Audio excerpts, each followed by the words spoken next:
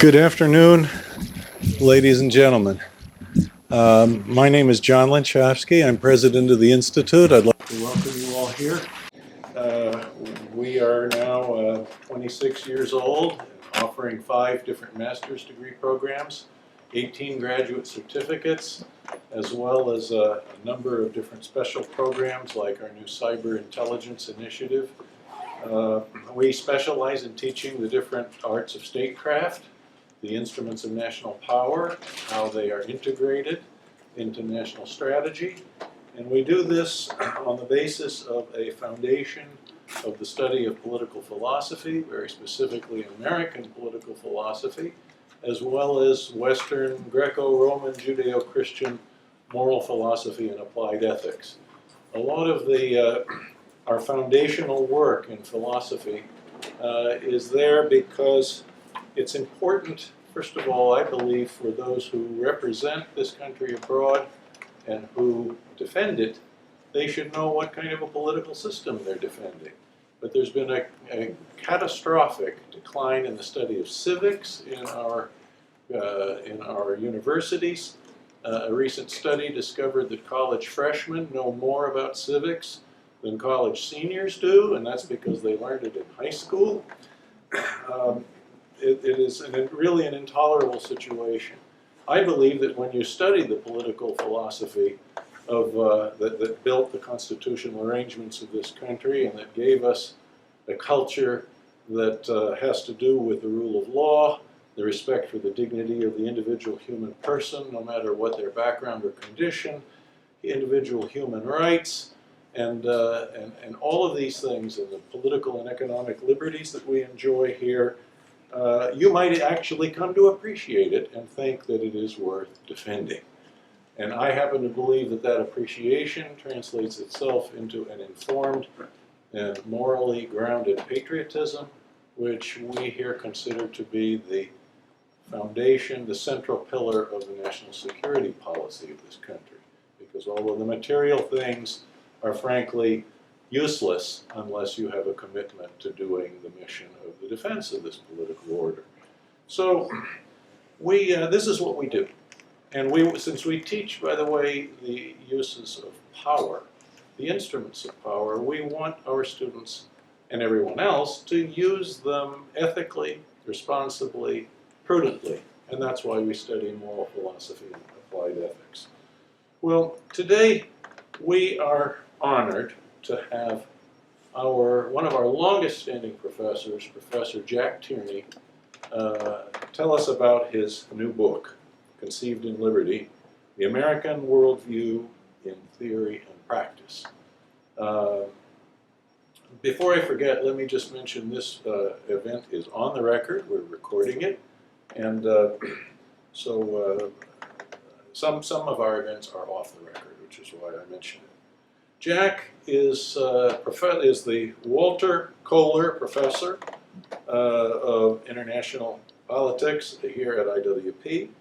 He spent altogether some 18 years in the government, on congressional staffs, and at least a dozen years, I think, at the U.S. Arms Control and Disarmament Agency. He's the author of numerous works. One of his last major work that was published just a few years ago is called Chasing Ghosts. It's the history of unconventional warfare in American history. And it is a wonderful book with chapters on guerrilla warfare, unconventional warfare in every one of the major wars and foreign interventions in which this kind of warfare was a significant development. And frankly, I think that if our national leadership had read Jack's book, we would be in a lot less trouble in some of the wars that we have been engaged in recent years. But unfortunately, they didn't. So anyway, we're putting Jack here before you in order to talk about precisely this relationship between the philosophical categories underlying our country and how we comport ourselves in the world. And Jack is just a national treasure. He is a gem of a man. There are people who have just an incredible, amongst our years of alumni have a very soft spot in their hearts for this great professor and mentor, and I'm privileged to call him a friend. Jack, take it away.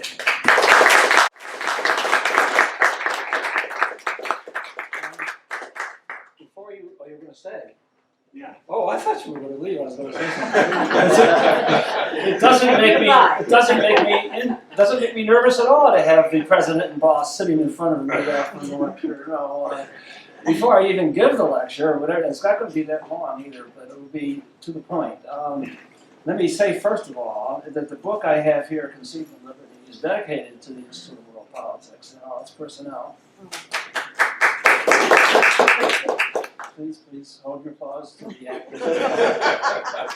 And I want to say that when I was out of work in the 90s, and I wasn't even a full-time faculty member here at the Institute, Dr. arranged for me to get a very sizable grant from the Earhart Foundation, which was, manna from heaven in those days, which was the substance of the financial support that actually made it possible for me to conceive of a book. I didn't have the exact title at that time, but it evolved into this book here, Conceived in Liberty. So I owe, my life in that year and the beginnings of the book to the president of the school, Dr. Linchalski. So I want to gratefully acknowledge that. And in terms of the substance of the book, it had been my concern for quite a long time that the American Republic had, so to speak, lost its way. It sort of was drifting and full of divisions and controversies and so forth. This was quite a long time ago. This is after the Cold War ended, after Ronald Reagan had left the presidency. And I was searching for another title to the book than the original one I had, which was the Atlantic Alliance, which is thousands of things done on that. And I wanted to find some kind of a theme that would be revived if it needed revision, and I thought it did, and publicized that would be a unifying factor to demonstrate possibilities that America can find its way in the world. Now, what else would you think of to discover and to explore than the concept of liberty? It's not uniquely American, but it certainly is uniquely American in terms of a great power and its philosophical underpinning. And although, as I found out later on in my dealings with the publisher and otherwise, it wasn't exactly universally appreciated. And I had to overcome some obstacles to insist on it. To me, it's obvious. Now, let me show you something. This was the first cover that I forwarded to Transaction, the publisher, which I'm very grateful to. Can you see what I'm holding? Maybe you circulated it around. This is my first jacket. Do you know what that is? Oh, you haven't seen it. Explain where it is. Explain that. I'm going to. Well, why don't you guess? Oh, my God. I'm going to go. Thank you, John.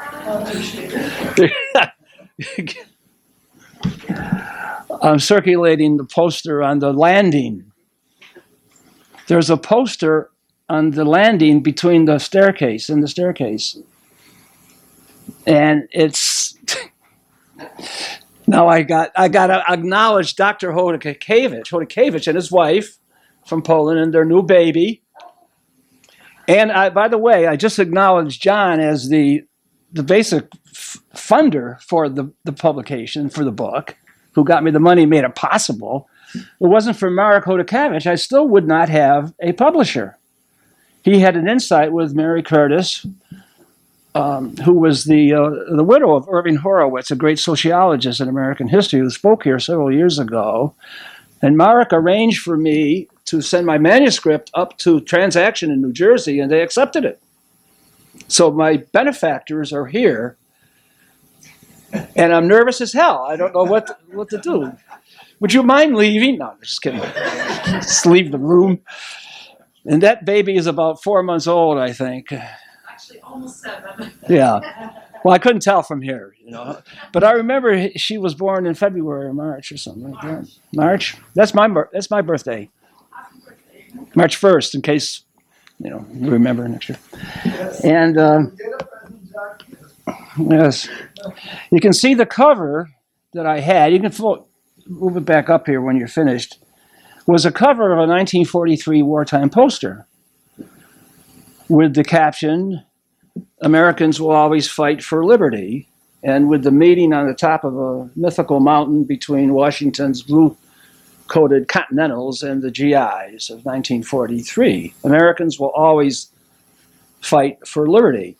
In fact, I think the arrival of that poster, which we got, I think, gratis from some benefactor, is an authentic World War II poster, and they're worth $10,000, $15,000 at least. They put them on for a few months, and then they had the people take them down to be replaced continuously for morale. You didn't want to keep the same poster for the duration of the war, because it could have been longer. So anyway, I sent it up to the publisher. They liked it, but they couldn't publish it because it's copyrighted with the government. And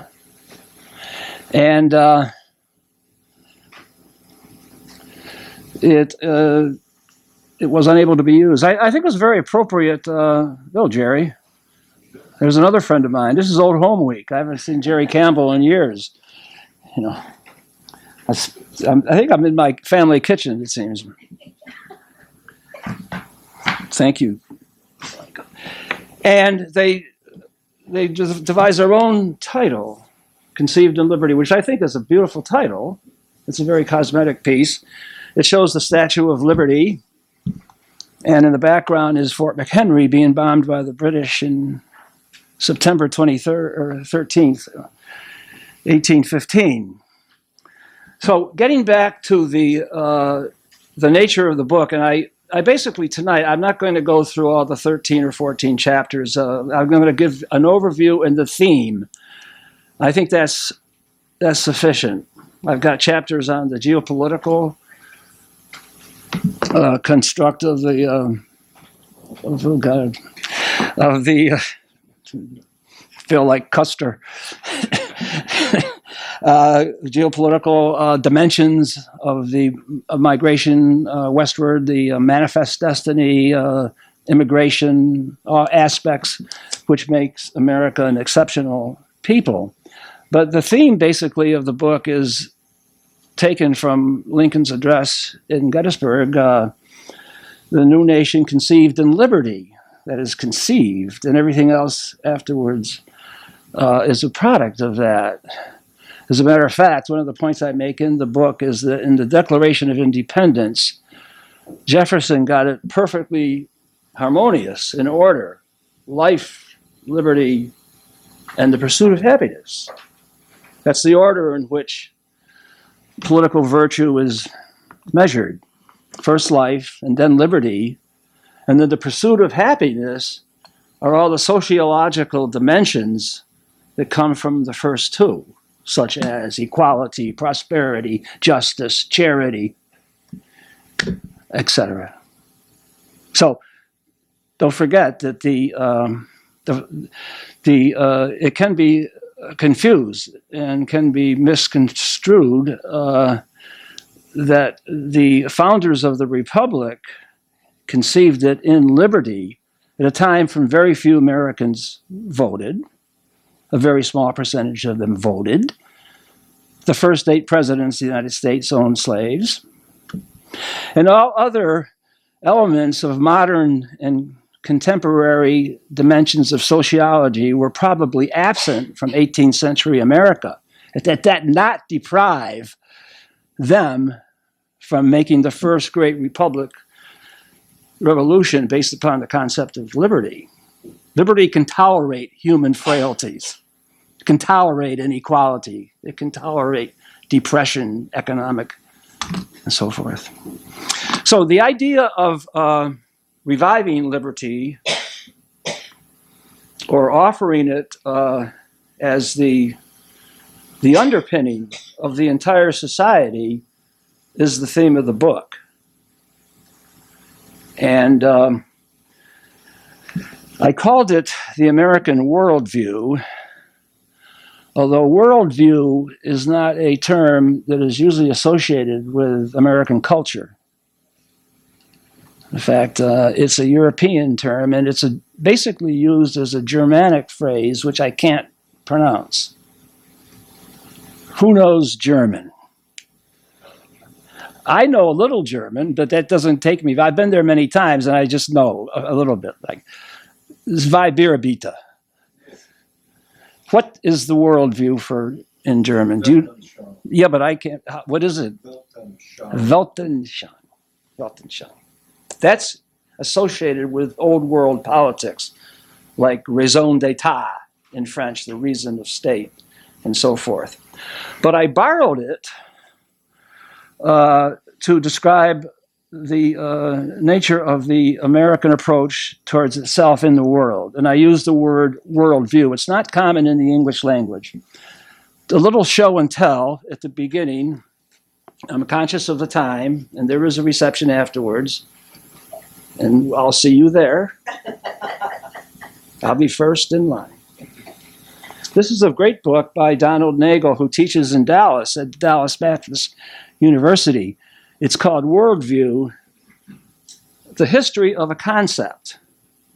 The subject is worldview. But if you took a look at this book, as I did during the course of my work, and went through it, there's not a single reference to world politics.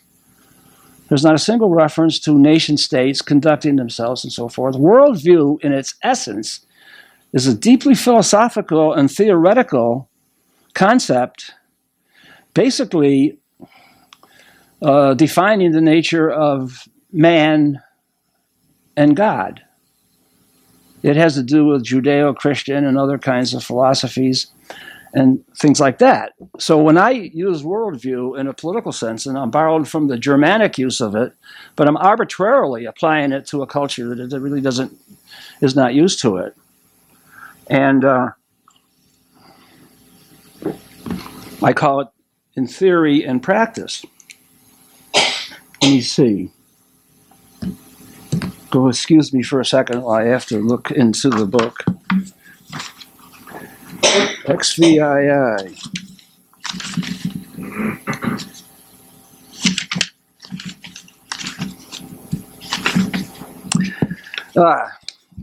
I will read from time to time because my written language is much superior to my verbal. The German word, thank you very much, Dr. Lachowski, reflects a comprehensive and purposeful notion of how a country views its role in the world, in particular its global perspective, and how its conceptual and operational interpretations correspond to that definition. Weltanschauung stems from strategic and political culture, geographic location, and other manifestations of state and country, including language, religion, ethnicity, history, in short, the several components of a companion English word, nationalism. And the word is not used in perfect harmony. It is not consistent. In fact, the idea of liberty or any form of worldview that is forced upon a nation in many ways is an ideal not yet attained. It's a sort of a philosophical component of what makes you tick, what makes your country go forward, what motivates you. I mean, you climb higher. If you're 20 and you have a worldview, you want to do something at 30. You want to improve upon it. And it has inconsistencies with it, but it's a human concept. What else would it have? But the concept has a perspective that goes beyond political or secular dimensions. As I mentioned before, and I just want to read this is a very excellent book on the subject in its real meaning. In its classic or philosophical sense, worldview is a relationship between man and God, including advanced theology, the hereafter, and the purpose of humankind. In his comprehensive summary of worldview, Professor Nagel writes practically nothing on the political, but devotes his entire text to theology and philosophy, variations of Christianity, including 20 pages of bibliography on authors such as Hegel, Heidegger, Freud, Marx, Mannheim, and so forth. There's not a single reference to geopolitics or national interests, which is the focus of this book. Thus, the reference to national worldviews is decidedly borrowed from the deeper sciences, but I say is nonetheless valid. In presenting the American worldview, this text will draw upon the views of the Founding Fathers, including the wisdom of the ages from which they borrowed in defining the political culture of the new nation. Within this context, and I mentioned this already, so I'm already redundant. Within this context, the emphasis will be on political liberty as the a priori virtue from which all others, including equality, justice, human rights, and other noble qualities, are derived. I said that already. And the Declaration of Independence got the order in harmonious sequence, which is sometimes forgotten. Now, as I said before, but before I go to that, I want to mention something about the depth of the concept. It wasn't invented in 1776. It was applied. It had been around very sparingly, but it comes from ancient Greece. This is one of the great books of our time. It's a book that I use in many of my classes, and Jerry Campbell may have used it at Catholic U when we were there. It's by Ada Bozeman, who was a professor at Sarah Lawrence in Massachusetts until she died in 96. She was originally from Latvia, and she wrote a book called Politics and Culture and International History, which is indispensable for anybody who wants to get out of this school. Dr. Linchowski gave a eulogy that he wrote for the Foreign Service Journal, I believe, in Georgetown University upon her death. Although I never met her, John had her lecture here several times before I arrived.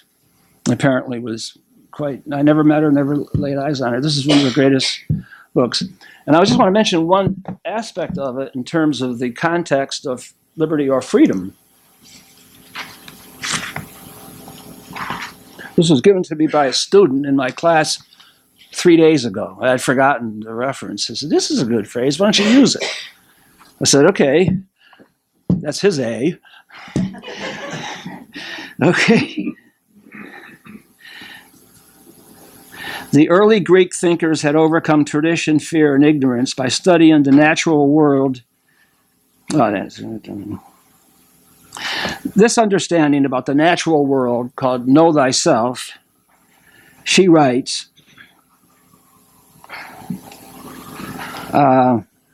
led the ancient Greek philosophers, Plato, Aristotle, Socrates, and so forth, to a definition of the qualities that should constitute the excellent man.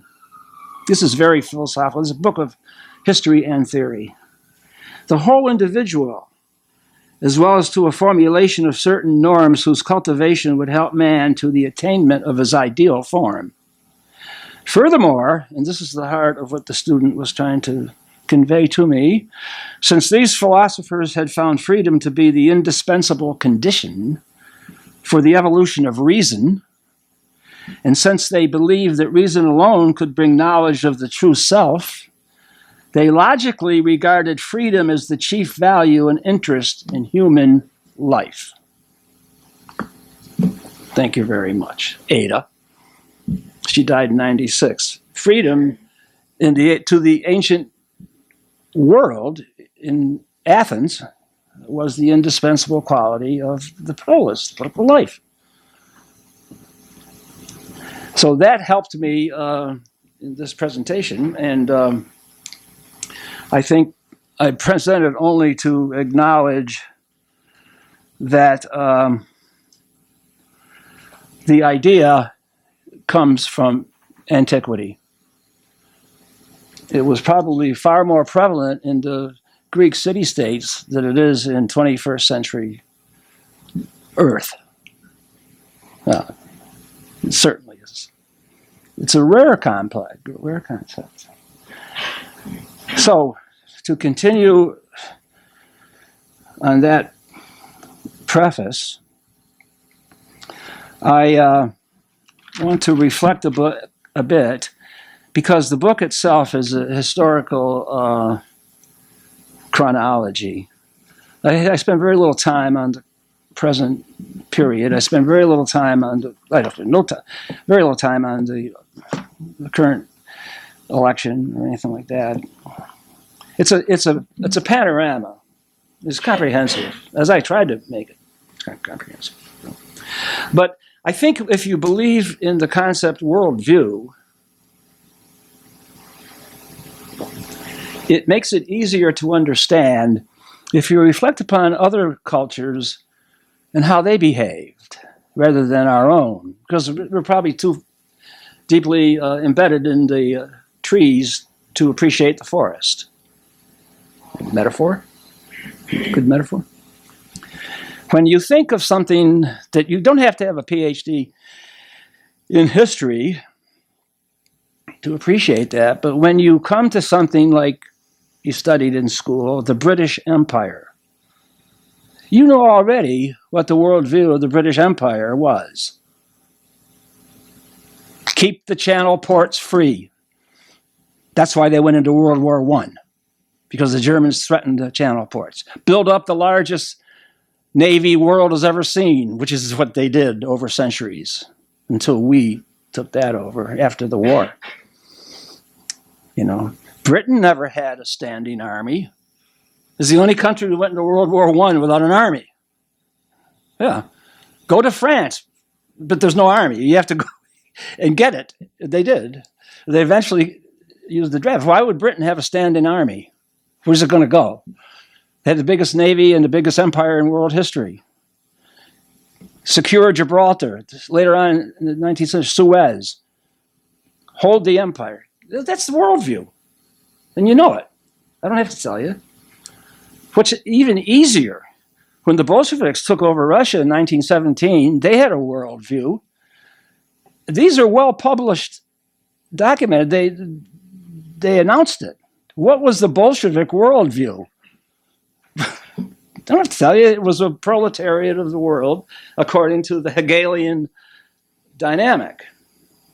You know, that was the worldview of Lenin and Stalin and everybody who governed that country. And I can't speak for Gorbachev. But they had a worldview. When the Nazis came into power in 1933 in Germany, there was nobody on earth who had any doubt about their worldview. You could pick up a newspaper and read a column, and you knew they wanted a 1,000-year Reich. And they wanted to kill anybody who was against it, including their neighbors, Jews, Slavic people, and so forth. That was their worldview. Articulated and published so even a child could understand it. Now, neither the British Empire nor the Soviet or the Nazi Empire lasted very long. The British Empire lasted for hundreds of years. The Soviet Empire and its worldview lasted 75. It's not much in history. Hitler's Nazi worldview for a 1,000-year Reich came up short by 988 years. Bad planning. So those are worldviews, and I assert in this text that there's 193 countries in the General Assembly. That means 193 worldviews. The worldview with respect to Ecuador does not have the consequences of the worldview of China or the European Union or Britain, and so forth and so forth. But they all have worldviews, even if they're instinctive and not even spelled out. You have your own worldview. It's your personality. What do you want to do when you grow up? You go towards it, if you have the liberty to do it. So that's an introduction. and I'll try to speed up a little bit.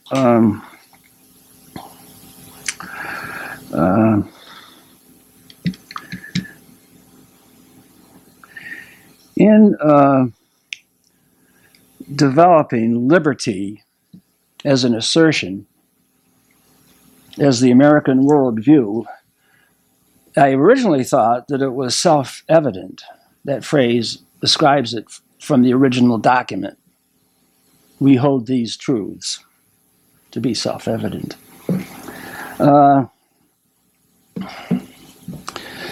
However, I began to wonder whether or not it was self-evident, or whether it was obvious, or whether it was as current as it used to be. And I thought that it was a troubling thought that the idea of liberty as the guiding light for America had been forgotten. And that the country, after the Cold War was over, the World War was over, and everything that preceded it was over, had kind of come apart.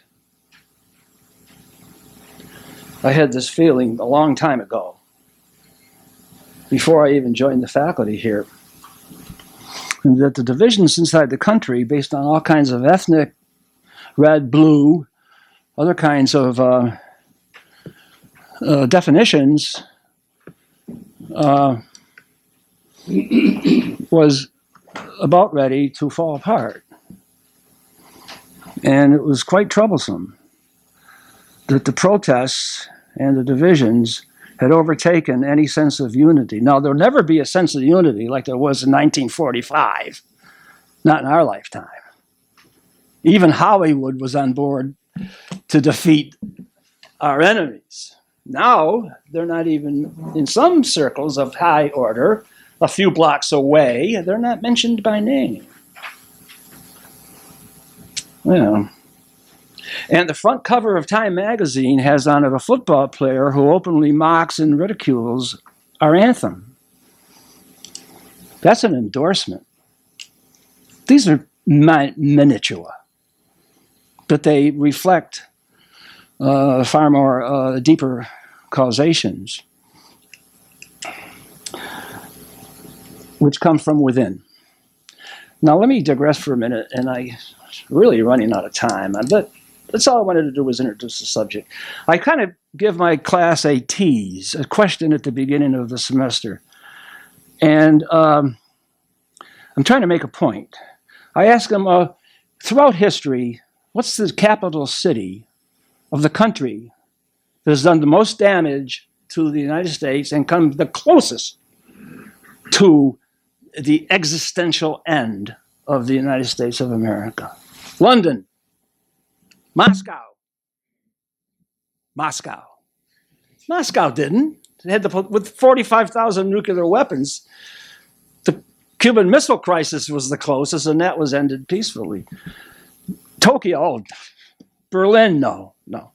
You know the answer. The answer, what's the capital city of the country that did the most to close to it? The capital city, I deliberately use a city for geographic reasons. The answer is 90 miles from where we are. Richmond. Richmond's the capital of the one that did the most damage and did the most physical damage to. The death total of the Union soldiers and Confederate total is about 720,000 with 32 million people. If we did that today, there'd be 5 million deaths. You know, an awful lot we find today is going back to history and tearing down the artifacts of the past. You know, as I said, the first 8 presidents owned slaves. And Washington and Jefferson were among those. So we just start with the 9th president and move forward and just forget. And slavery is a daily issue in our society and the media. That's 150 years ago. But I would ask the question,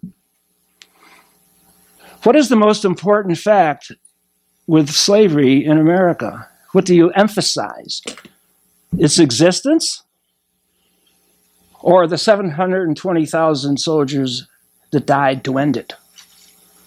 Now, we have to reduce that figure by half, otherwise I would have to give the Confederate Army some credit. But I think it's not inconceivable, because they died too for the cause. It was not the cause of the Union soldier either. It was the cause of, it was the result of the war. The result was, the purpose was unification, reunification. So, so I think we've got misdirection and lost purpose. And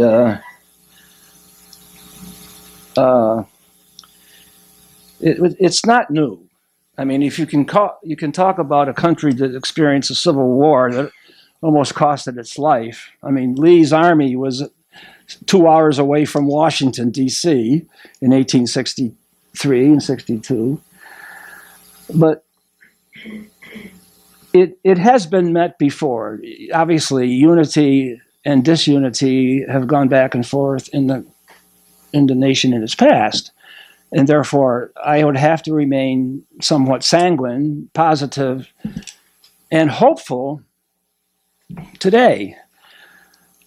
But this time, this kind of crisis was surpassed before.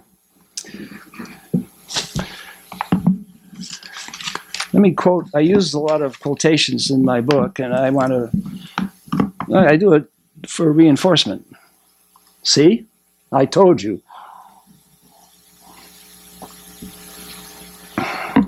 Arguably, Walter Lippmann was the chief, which John often emphasizes in his introductions to the school, scholar practitioner, as being, as exemplifying the ideal for people at the school here. Walter Lippmann was probably the ideal personality in that regard in the first half of the 20th century. It was basically all alone.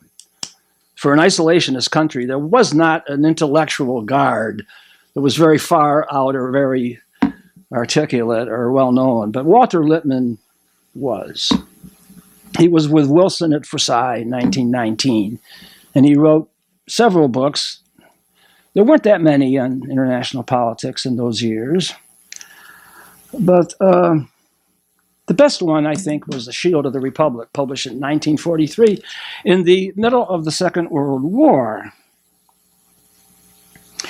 Let me remind you that even in the midst of the unification of the nation against Germany and Japan, there was still uncertainty as to what would come about in this. The bitterness of the First World War was a powerful legacy. Nobody wanted to go back and do that over again.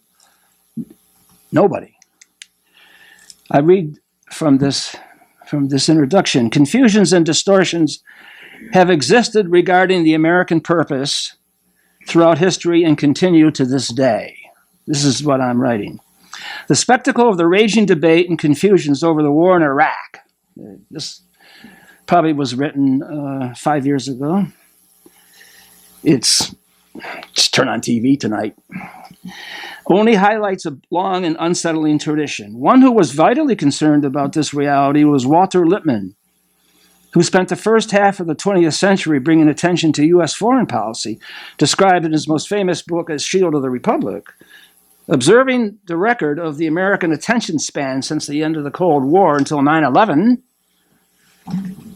we should recall his observance in 1943 in the midst of history's greatest war to be equally appropriate today. Lippmann. The spectacle of this great nation, which does not know its own mind, is as humiliating as it is dangerous. It casts doubt on the capacity of the people to govern themselves. For nowhere else on earth, and never before in all history, has any people had conditions so favorable as they are in the United States to proving their capacity for self-government. It will be a profound humiliation. Therefore, if once again we fail to form a national policy, and the acids of this failure will be with us for ages to come, corroding our self-confidence and our self-respect. You need a fundamental principle that has to be intact and it has to unify.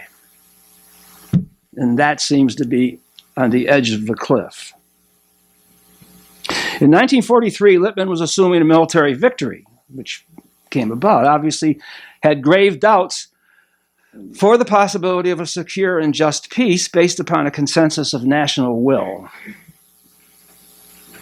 The issue today could be remarkably similar, but there is time for the country to adjust, as did the Truman administration in the post-war world of 45 to 49. A major purpose of this book is to remind a post-terrorist America, of the potential consequences which Lippmann was bringing to the surface during the last Great War, during a period of unprecedented unity. Don't forget, the revolution was waged by about 1/3 or 25% of the population. It was a powerfully divided country that fought against the greatest superpower in the world.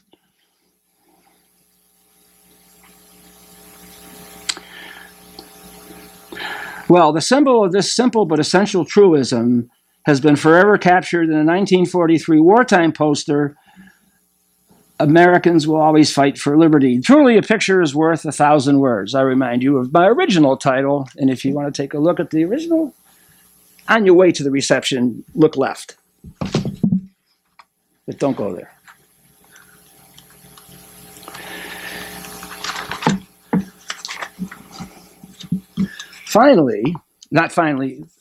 Getting close to the end, I'm not even touched on what I intend to, but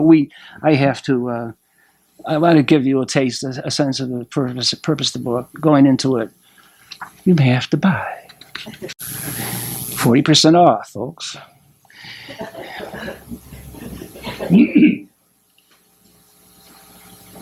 In writing this book, I have been disturbed for some time by the ideological trend to dismiss America's root cause as a fraud, concealing dark and subterranean motives of greed and unbridled ambition, positing these as both evil and non-democratic. Competing with liberty in this context has been what I would call a quasi-Marxist world sociology, advancing group causes of race, gender, economic, and political isms instead of any conception found in the country's formation. In short, class warfare has attempted to replace history and political thought, a war between ideology and reality. Since there are hierarchies in life, it seems there cannot be freedom, any disparity. I once heard somebody say on television, if one child goes to bed hungry, we have no liberty. Well, TV says that. But that is an assumption on a much more comprehensive scale that probably underpins an awful lot of the fires that consume some of our cities. Everything is unfair.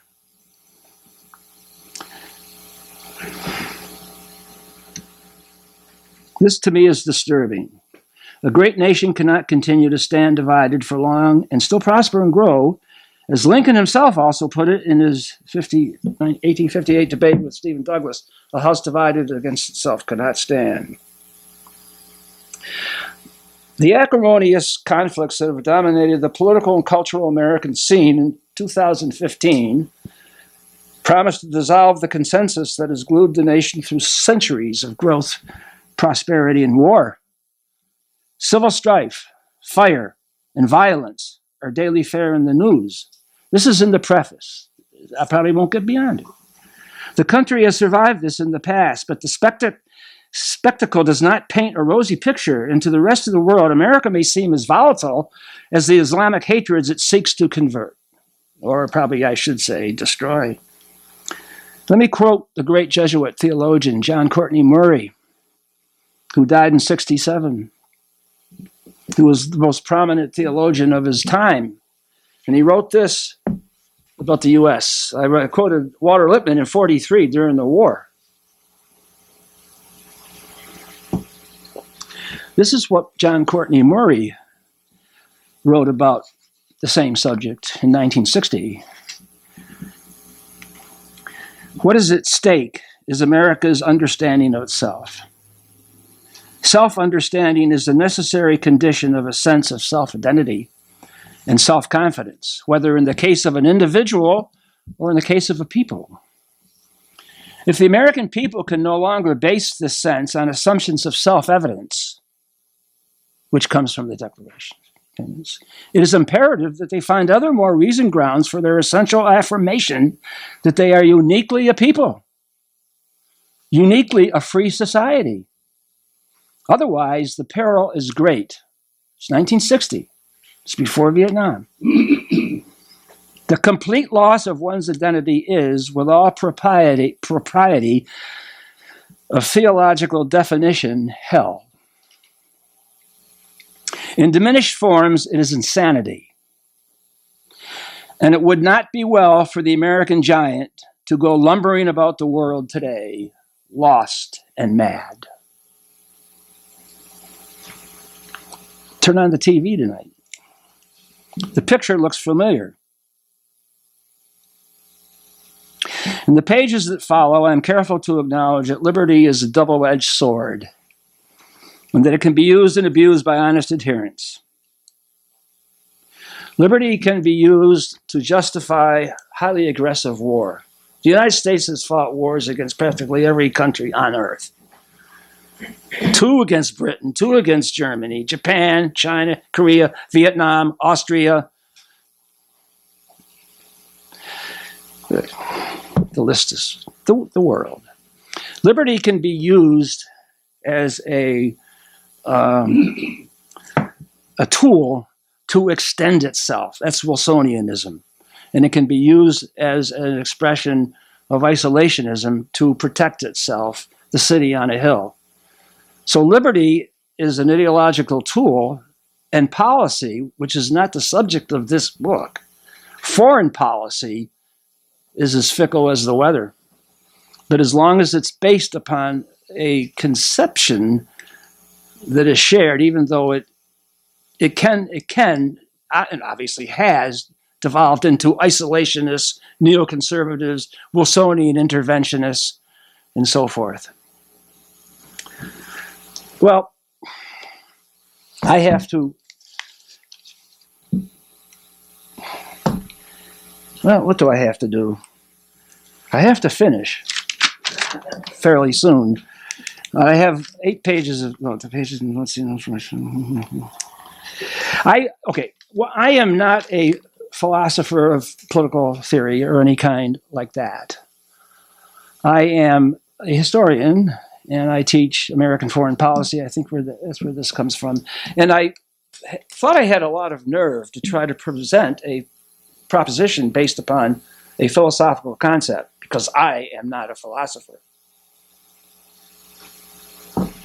I know a lot of philosophers. I know Campbell, and he is a philosopher. Dr. Linchowski is a philosopher.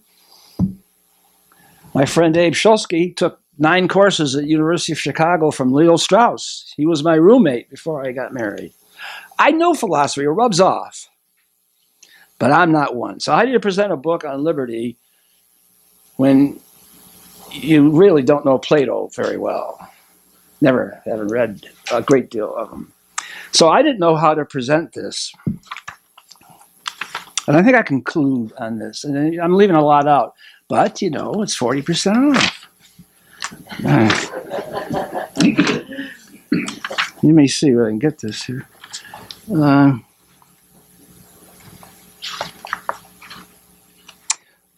I thought that I would, I do other reading. I'm eclectic. And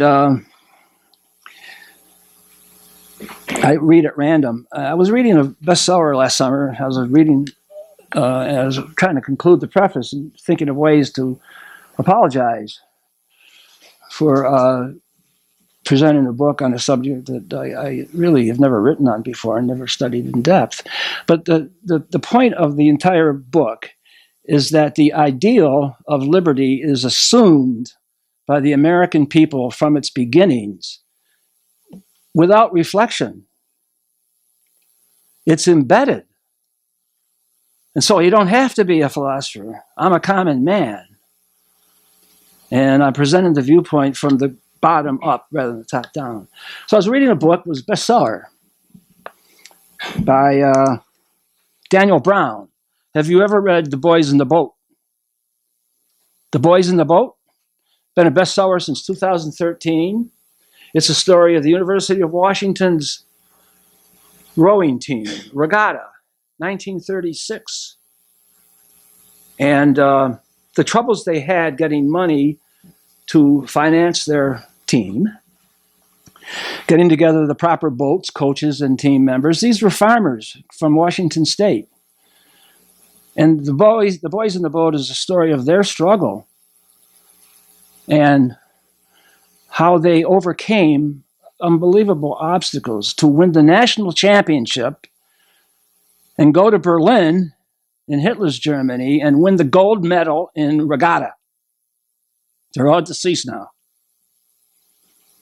And I ran across a passage which I thought would do what I tried to do to introduce the book. They traveled across the country to go to Germany in the summer of 36.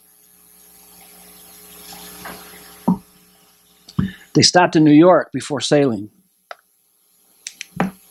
They'd never been to New York. They'd never been outside of Washington State.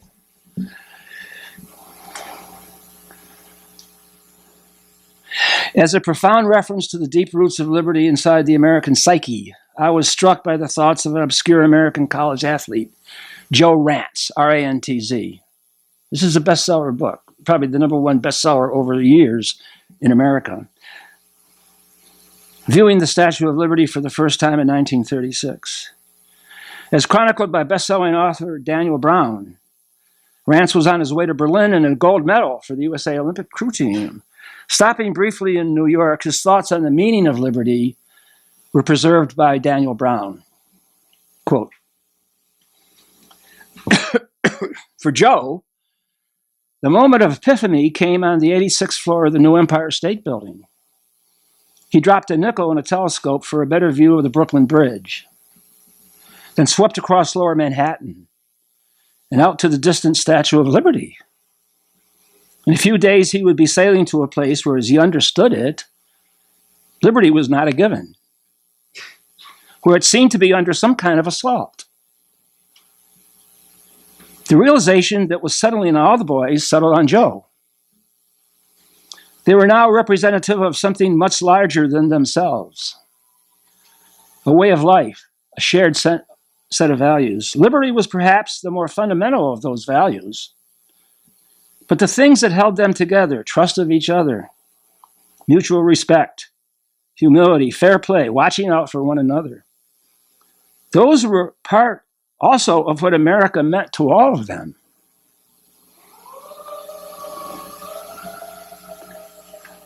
I can't help thinking about that quarterback when I read this. And right along with a passion for liberty, those were the things they were about to take to Berlin and lay before the world when they took to the waters at Grunau in Germany.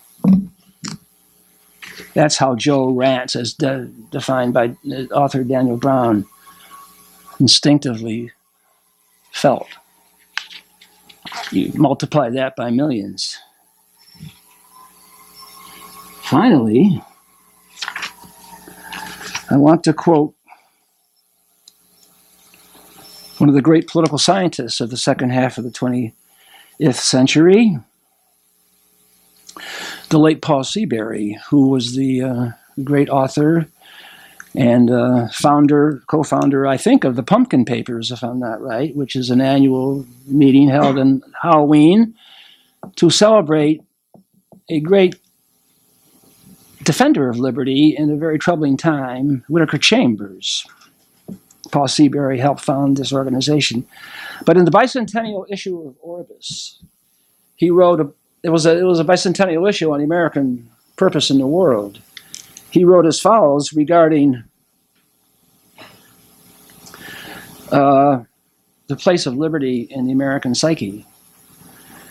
Quote, Paul Seabury, A concern about the relation between morals and politics is not uniquely American, but few other nations take philosophical purpose in foreign affairs as seriously as Americans do. For better or worse, since the beginning of the Republic, Americans have displayed strong sentiments about their country's place in world affairs.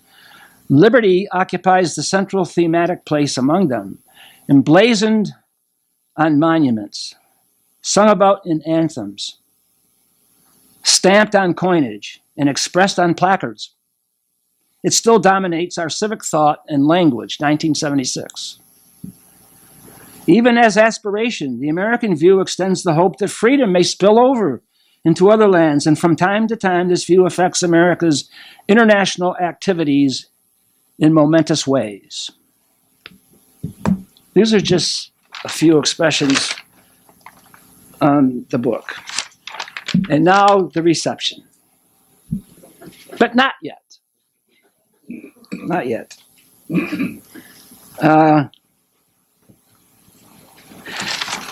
The chief tension, conceptually speaking, between liberty and other concepts is the tension between liberty and equality. And that is the tension which I think still dominates the street, or dominates now even increasingly more so the academy. I just want to make, I have a whole list of things on this, but I just want to note in almost a semi-sarcastic fashion, that in the public culture, the idea of equality has come to be kind of challenging, and so forth. But the origins of the liberty term and the very momentum and power of the movement of American worldview over time has been dominated by liberty. I wrote an article, and I wrote a lot of articles for our blog, our website, and I was trying to be facetious, but the titles were facetious, but I was trying to make a point. Perhaps the most well-known and quick phrase, which summarizes the entirety of the American experiment, was said by Patrick Henry. And in trying to dissect the power of liberty over equality, I wrote sarcastically an op-ed piece which was entitled, "Give Me Equality or Give Me Death." And then I went on. And in the Gettysburg Address, which is the title of this book, to me it was instrumental that perhaps our greatest president, certainly number two, at worst, chose to include in his very brief but momentous address, "Conceived in Liberty." And when the millions of immigrants come into the Bay of New York, they don't see the Statue of Equality. They see the Statue of Liberty. And I know of no American army that has ever been sent overseas to die for equality.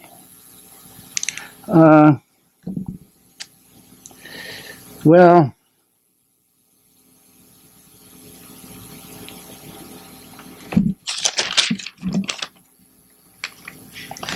this is the end.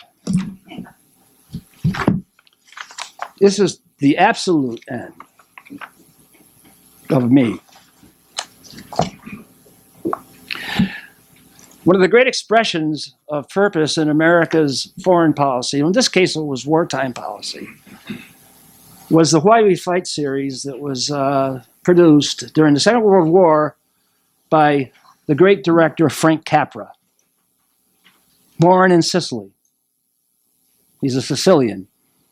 And he was responsible for these propaganda pieces that were shown in all movie houses throughout the country in the war and were shown to all military personnel. Why We Fight.